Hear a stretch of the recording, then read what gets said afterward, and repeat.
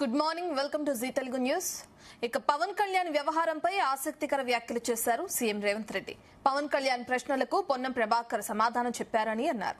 శాంతి భద్రతల సమస్య తలెత్తుతుందని పవన్ సభకు పోలీసులు అనుమతి ఇవ్వలేదని అన్నారు ఆయన. ఏపీలో జగన్ సభలకు ర్యాలీలకు కూడా అనుమతులు ఇవ్వటం లేదన్నారు. పవన్ రావచ్చు, పోవచ్చు, పోటీ చేయొచ్చు అని అన్నారు సీఎం రేవంత్ రెడ్డి. అలా జగన్ సభలతో పోల్చుతూ పవన్ కు కౌంటర్ ఇవ్వటం ఇప్పుడు రాజకీయ వర్గాల్లో చర్చగా మారింది. పవన్ కళ్యాణ్ వ్యవహారంపై సీఎం రేవంత్ రెడ్డి ఆసక్తికర వ్యాఖ్యలు చేయడం మనం చూస్తున్నాం. దీనికి సంబంధించి రోజు మార్నింగ్ డిబేట్ లో చర్చిద్దాం. మనతో పాటు స్టూడియోలో బీఆర్ఎస్ నుంచి సతీష్ గారు అందుబాటులో ఉన్నారు. గుడ్ మార్నింగ్ సతీష్ గారు. ఇక జూమ్ లో పుల్లారావు గారు ఆ బీజేపీ నుంచి ఉన్నారు. అలాగే మస్తన్ రావు అనలిస్ట్ జాయిన్ అవుతున్నారు జూమ్ లో. దాంతో పాటు టీడీపీ నుంచి గురునాథం కూడా జాయిన్ అయ్యారు. ఇక కాంగ్రెస్ నుంచి కిరణ్ యాదవ్ కూడా జాయిన్ అయ్యారు అటు జూమ్ లో. మాట్లాడదాం. మనం ఫస్ట్ సతీష్ గారి నుంచి స్టార్ట్ చేద్దాం. సతీష్ గారు, మనం చూస్తున్నాం పవన్ కళ్యాణ్ అసలు తెలంగాణకి రావడానికి కారణాలు ఏమై ఉండొచ్చు అంటారు? చెప్తున్నారు కార్యకర్తలు సభ ఏర్పాటు చేసుకున్నారు, దాని గురించే నేను రావడం జరిగింది అని చెప్పి. మరి ఇన్నాళ్ళు ఏర్పాటు చేసుకునే కార్యకర్తలు ఇప్పుడే ఎందుకు ఏర్పాటు చేసుకున్నారు? సరే, ఆ విషయం పక్కన పెడితే ఆయన వచ్చిన తర్వాత ఏ విధంగా రాజకీయ రచ్చ కొనసాగుతుందో కూడా మనం చూస్తున్నాం. కాంగ్రెస్ నుంచి ఘాటైన విమర్శలు వస్తున్నాయి. ప్రధానంగా కాంగ్రెస్ వాళ్ళు ఆరోపించేది ఏంటంటే బీఆర్ఎస్ బీజేపీ వాళ్ళు ఇచ్చిన స్క్రిప్ట్ నే పవన్ కళ్యాణ్ ఇక్కడికి వచ్చి చదువుతున్నారని. ఏం చెప్తారు దాని గురించి? ఈ రోజు తెలంగాణ సమాజం మొత్తం మాట్లాడుతుంది పవన్ కళ్యాణ్ గారి గురించి. పవన్ కళ్యాణ్ గారిని వ్యతిరేకిస్తుంది అంటే కారణం ఏంటంటే, ఎప్పుడైనా రావచ్చు, ఎవరైనా రావచ్చు, పార్టీలు పెట్టుకోవచ్చు. కొత్త పార్టీలు ఎన్నో వచ్చినాయి. విజయశాంతి గారు పార్టీ పెట్టారు, చాలా మంది పార్టీలు పెట్టారు, వచ్చాయి పోయాయి. దానికి ఆ విషయం వేరే. కాకపోతే ఏంటంటే ఇక్కడ జూన్ 2వ తారీఖు తెలంగాణ రాష్ట్ర ఆవిర్భావ దినోత్సవం. ఇలా తెలంగాణ రాష్ట్రంలో ప్రజలందరూ కూడా మేము కొట్లాడి తెచ్చుకున్నాం. ఎంతో మంది అమరులు అయ్యారు, కొంతమంది బాధపడతా ఉన్నారు, ఎంతో మంది సంతోషపడతా ఉన్నారు. ఆ రోజు ఆనాటి గుర్తులు గుర్తు చేసుకుంటూ, ఆ రోజు పడ్డ కష్టాలు గుర్తు చేసుకుంటూ మనం తెలంగాణ బిడ్డలుగా తెలంగాణ సాధించుకున్నాం అనే ఉద్దేశంతో ఒక పండగ వాతావరణంలో ముందుకు సాగుతున్న రోజు. ఆ రోజు పర్టికులర్ గా నువ్వు పక్క రాష్ట్రం వచ్చి నేను మీటింగ్లు పెడతా, నేను సభలు పెడతా, నేను ప్రెస్ మీట్లు పెడతా, నేను సొల్లు పురాణం పెడతా, రాష్ట్రంలో ఏ రోజు ఏనాడు పట్టించుకోని వ్యక్తి ఇవాళ వచ్చి నేను మీటింగ్లు పెడతా అంటే ఎవడింటారండి?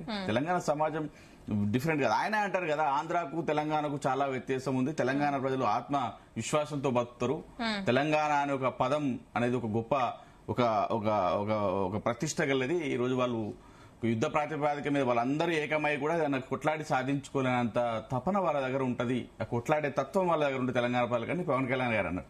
సరే పోనీ వచ్చిండు, ప్రెస్ మీట్ పెట్టిండు, నేను మీ అయ్యే జాగిరా అదా ఇదా అని మాట్లాడు. అవును, అయ్యే జాగిరా కదా. తెలంగాణ రాష్ట్ర ప్రజలందరూ కూర్చొని కొట్లాడి ఎంతో మంది బలిదానాలు ఇచ్చాం, ఎంతో మంది కలిసికట్టుగా యావత్ తెలంగాణ సమాజాన్ని ఏకం చేసి కేసీఆర్ గారు ఈ రోజు రాష్ట్రాన్ని తీసుకొచ్చి 10 ఏళ్ళు సస్యశ్యామలంగా పరిపాలించే రోజులు ఉన్నాయి. మరి గత 10 ఏళ్లలో ఏ రోజు ఏ తెలంగాణ రాష్ట్ర రైతాంగానికి కానీ, లేకపోతే రాష్ట్ర విద్యార్థులకు కానీ, నిరుద్యోగులకు కానీ, మహిళలకు కానీ, ఇంకేదైనా కానీ ఏదైనా నేను చేస్తా అని చెప్పి ముందుకు వచ్చిందంటే అదేం లేదు. 11 రోజులు తెలంగాణ వస్తే 11 రోజులు నేను అన్నం తినకుండా ఉన్నా అని చెప్పేసి మాట్లాడి అక్కడ మాట్లాడిండు. ఇలా తెలంగాణ వస్తే తెలంగాణ అంటే నాకు ప్రేమ అని చెప్పి కపట ప్రేమ చూపిస్తాడు. మళ్ళీ అక్కడికి వెళ్లి సభ జూన్ 2 ఆవిర్భావ దినోత్సవం రోజు ఇక్కడ మీటింగ్ పెట్టి తెల్లారి అక్కడికి పోయి, అరే అక్కడ తెలంగాణ తత్వం ఉంది, మరి ఇక్కడ ఏ తత్వం ఉంది, ఆంధ్ర తత్వం ఉందా, ఏ భావంతో పనిచేస్తున్నాం మనకైతే అర్థం అవ్వట్లేదని మాట్లాడిన సందర్భం. అంటే అక్కడ ఆంధ్ర ప్రజలను కూడా అవగాహన చేసినట్టే.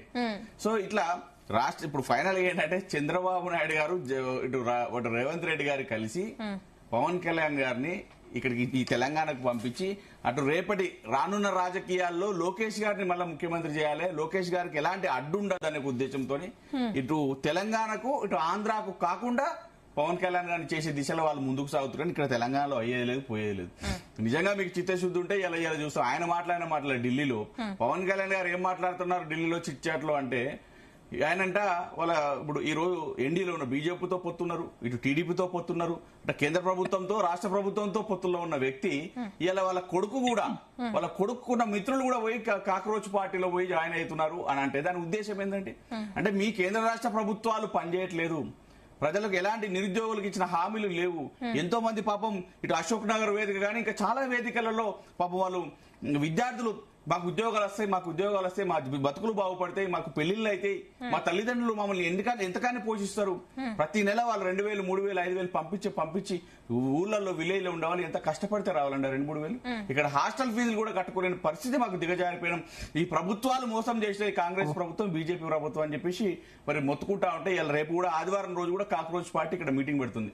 పవన్ కళ్యాణ్ గారికి నేను చెప్తా ఉన్నా, ఇవాళ మీ జనసేన పార్టీకి మీరు మీటింగ్ పెడితే వచ్చే మంది కన్నా కాక్రోచ్ పార్టీ మీటింగ్ పెడితే వచ్చే మంది ఎక్కువ.